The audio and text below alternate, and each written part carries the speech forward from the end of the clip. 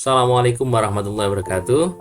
Ya, selamat bertemu kembali dengan saya Muhammad Rify Rosdani pada kuliah pemasaran jasa. Ya, sebelumnya kita sudah membahas di chapter 1 pendahuluan pemasaran jasa. Maka kita akan lanjutkan pada pertemuan kali ini tentang perilaku konsumen ya pada pemasaran jasa. Kenapa kok perilaku konsumen ini dibahas dalam pemasaran jasa? Secara singkat begini, yang namanya pemasaran jasa itu kan sesuatu karena jasa itu intangible ya, sehingga kita ini ya ditugaskan untuk melakukan kegiatan pemasaran bagi sesuatu yang intangible.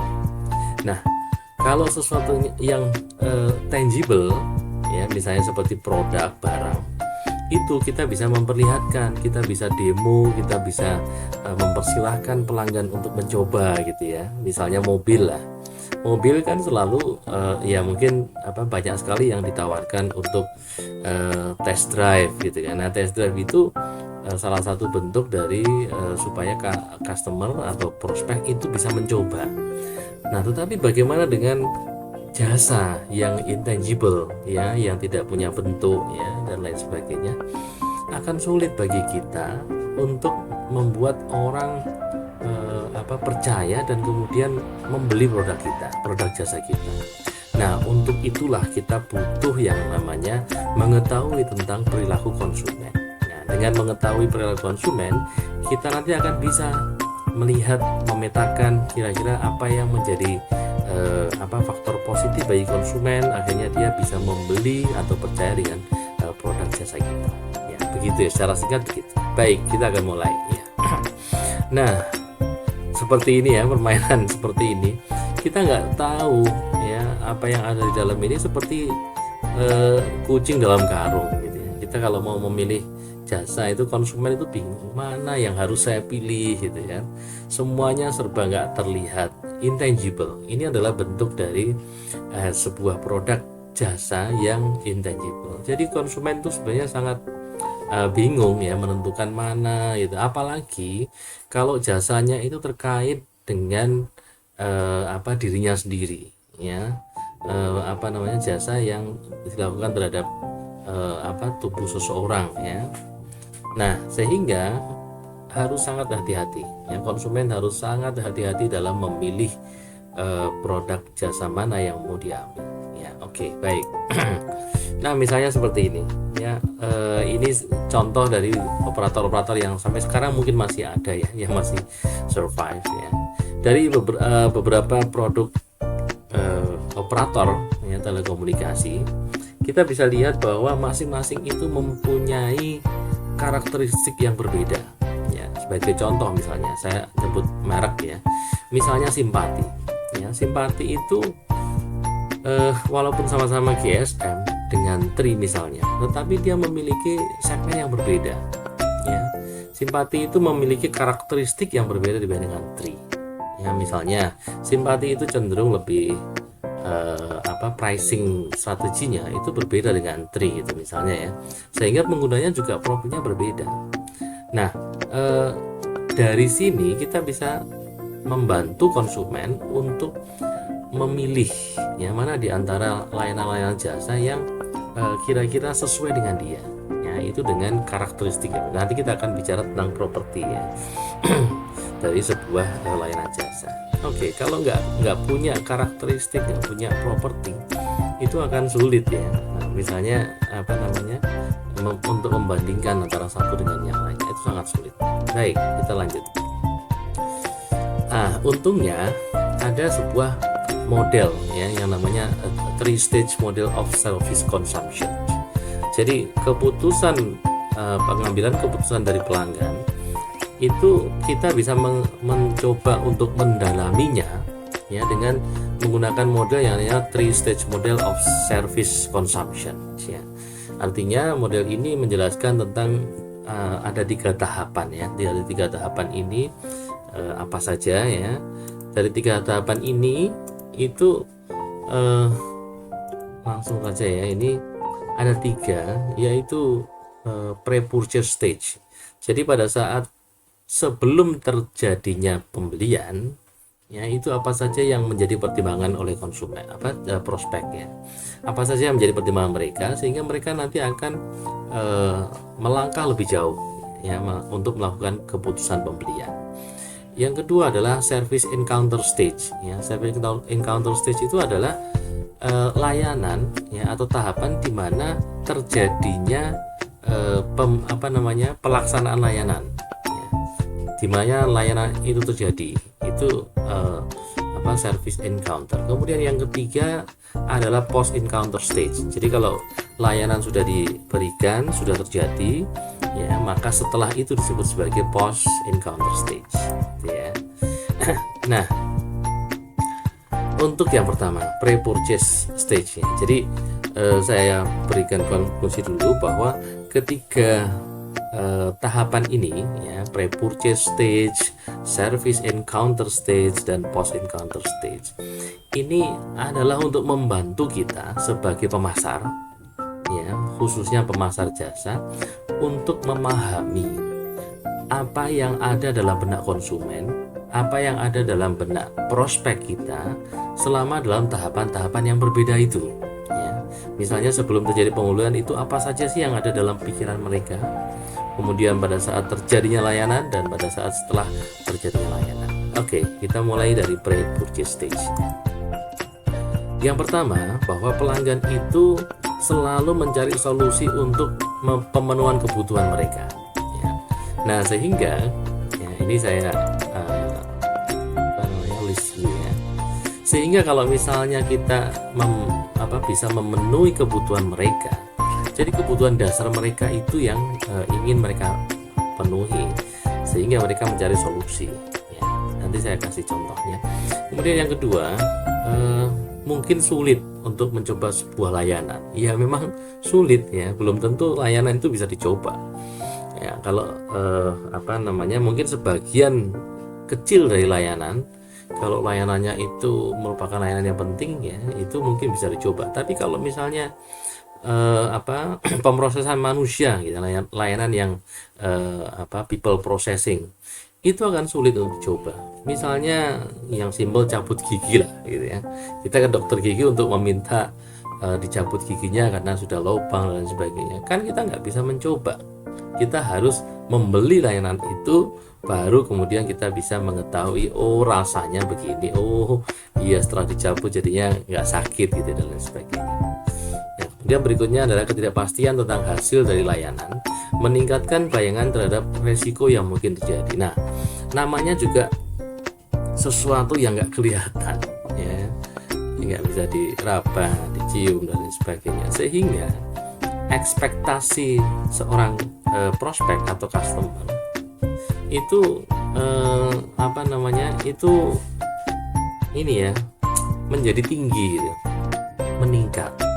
Karena ya serba ketidakpastian tadi itu. Nah, sehingga salah satunya tugas dari pemasar jasa itu adalah mencoba untuk meyakinkan prospek tentang ketidakpastian itu.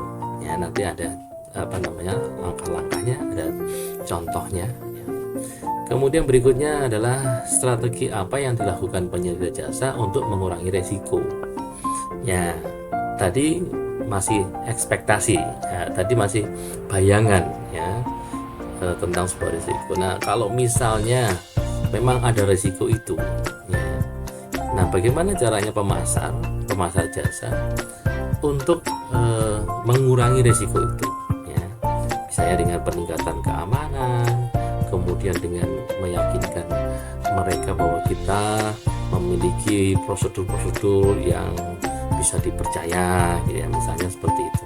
Kemudian memahami ekspektasi pelanggan terhadap layanan. Iya, kita sebagai pemasar itu harus paham betul bahwa calon pelanggan kita, prospek kita itu mereka memiliki yang namanya ekspektasi ya, ekspektasi ini tergantung dari si customernya dan tergantung dari bagaimana kita memposisikan perusahaan kita, perusahaan jasa kita. Kalau kita memposisikan bahwa perusahaan kami memberikan layanan yang terbaik, aman dan lain sebagainya, mereka juga akan memiliki ekspektasi yang cukup tinggi Ya, berbeda dengan apa yang kalau misalnya kita sampaikan bahwa kita mengejar low profit itu bisa low price gitu, sehingga harganya yang terjangkau gitu ya, sehingga mungkin ada beberapa layanan yang dikurangi ya. Nah, sehingga kalau misalnya memilih seperti itu ya, calon pelanggan kita juga memiliki ekspektasi tertentu ya.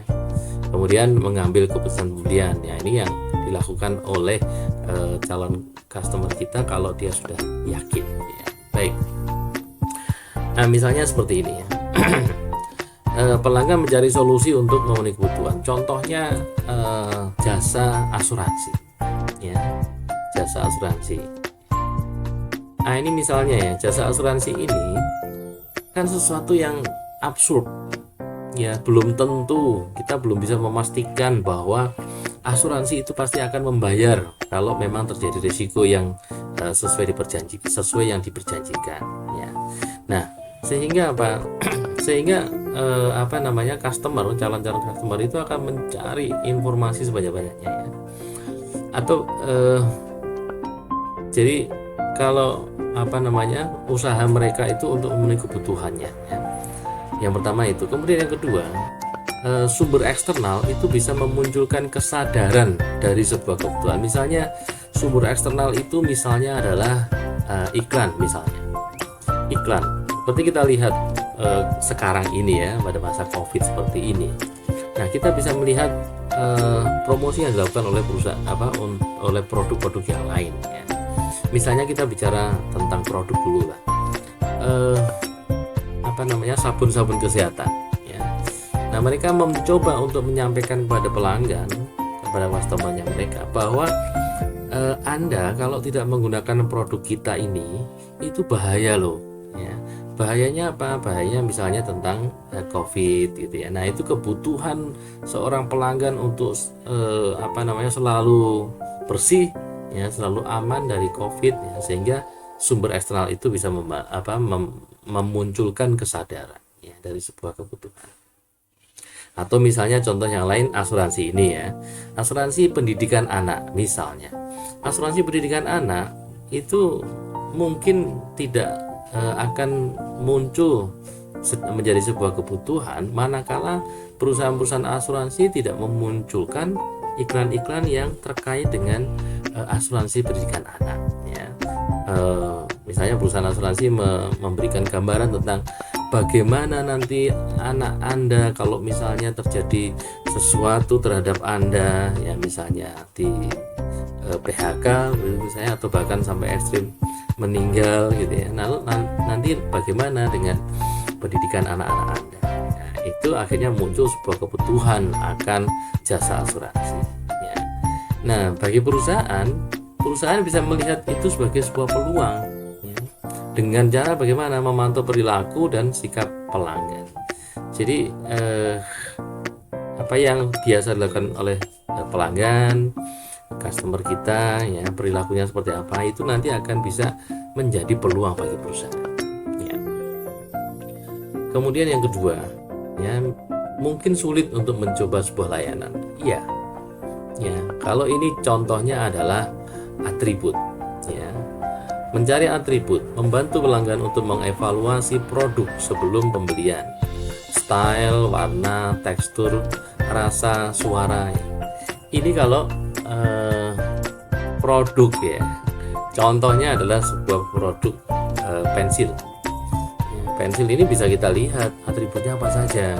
Ada sharp material yang di luarnya, kemudian lead material yang di dalamnya, hardness of lead ya, dari kekerasan dari intinya itu dari pensilnya itu yang hitam itu, dan seterusnya.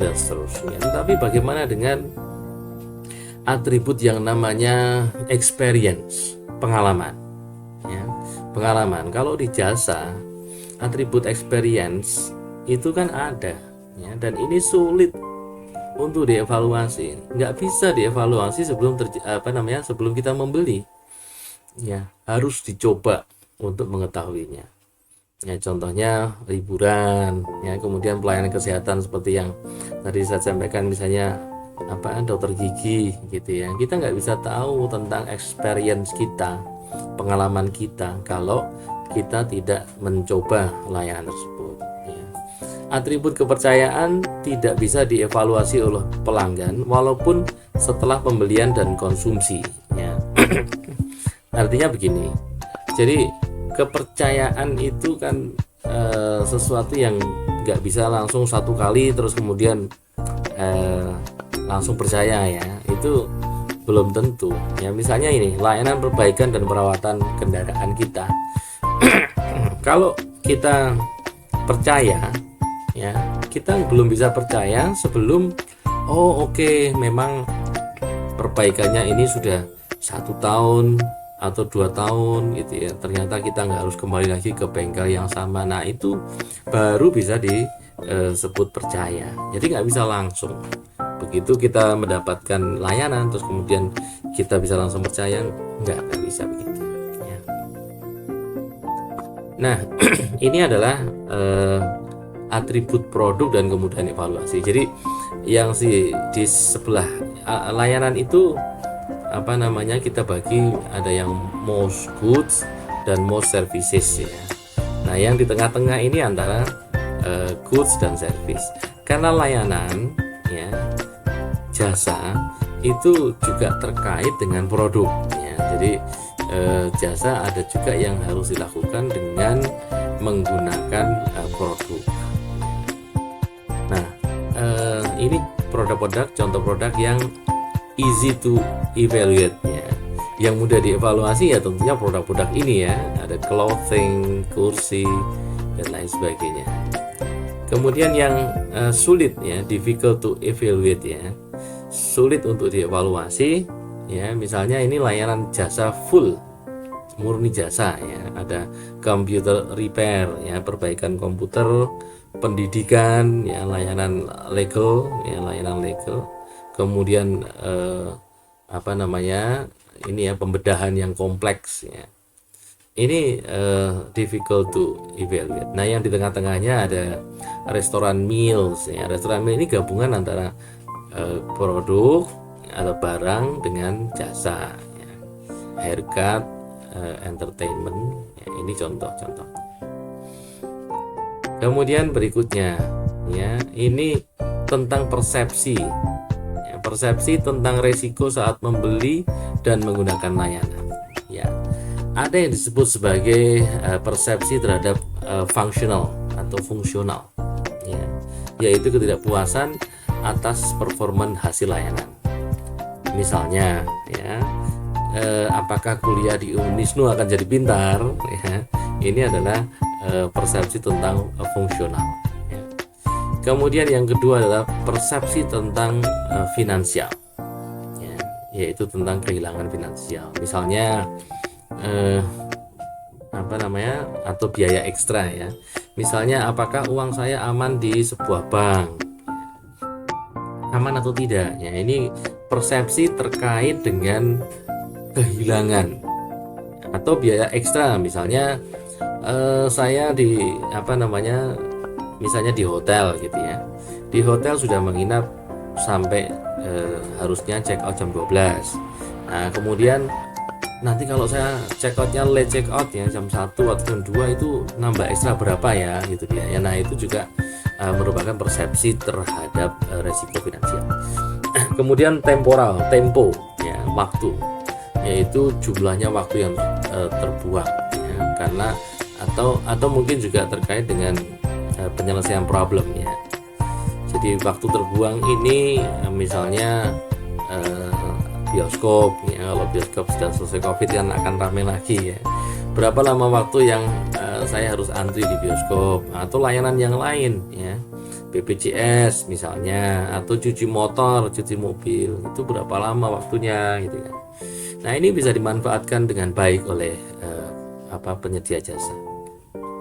Kemudian physical ya, physical itu terkait dengan personal injury atau kerusakan terhadap kepemilikan ya. Misalnya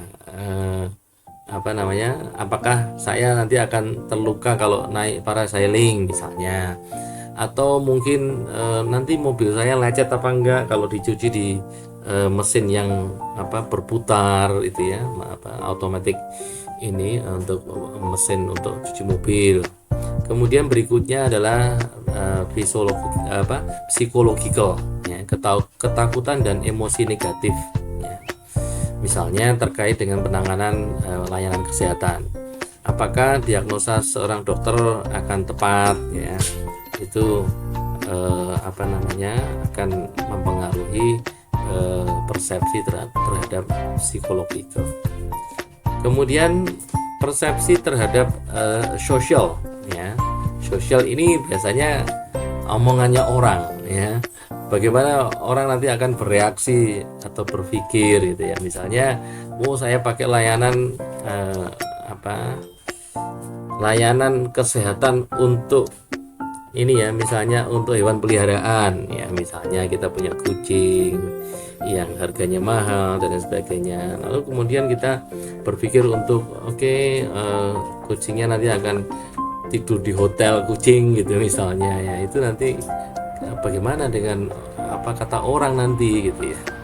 Kemudian yang terakhir, persepsi tentang risiko adalah sensory ya, dampak yang tidak diinginkan dari panca indera ya, misalnya hotel yang saya pilih nyaman apa enggak, tidurnya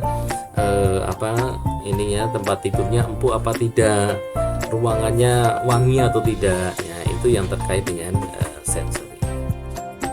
Nah, ini contohnya tadi ya, ini saya ambil data Agustus 2020 tentang perkembangan kredit dan NPL bank umum ya. Ini terkait dengan apakah uang saya nanti aman di bank ya. Nah, dengan menyajikan data-data seperti ini ya, penyedia jasa bisa memberikan keyakinan ya kepada calon customer, kepada prospek, dan menurunkan persepsi terhadap resiko ya, resiko finansial ini tadi contohnya.